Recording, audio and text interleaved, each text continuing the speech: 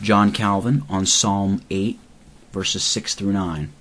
Thou hast made him to have dominion over the works of thy hands. Thou hast put all things under his feet. All sheep and oxen, yea, and the beasts of the field, the fowl of the air, and the fish of the sea, and whatsoever passeth through the paths of the seas. O Lord, our Lord, how excellent is thy name in all the earth. You made him ruler over the works of your hands. From the dominion over all things which God has conferred upon men, it is evident how great is the love which he has borne towards them, and how much account he has made of them. As he does not stand in need of anything himself, he has destined all the riches, both of heaven and earth, for their use. It is certainly a singular honor, and one which cannot be sufficiently estimated, that mortal man, as the representative of God, has dominion over the world as if it pertained to him by right, and that, to whatever quarter he turns his eyes, he sees nothing wanting which may contribute to the convenience and happiness of his life.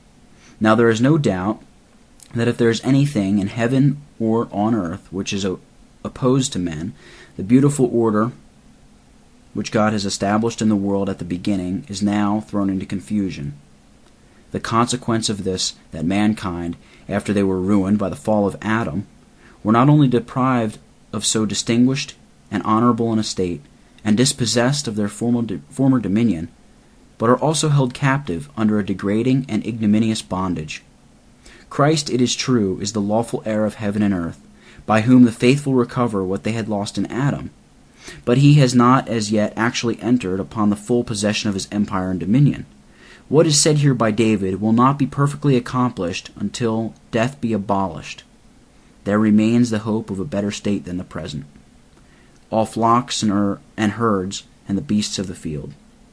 It is by the wonderful providence of God that horses and oxen yield their service to men, that sheep produce wool to clothe them, and that all sorts of animals supply them with food for their nourishment and support, even from their own flesh.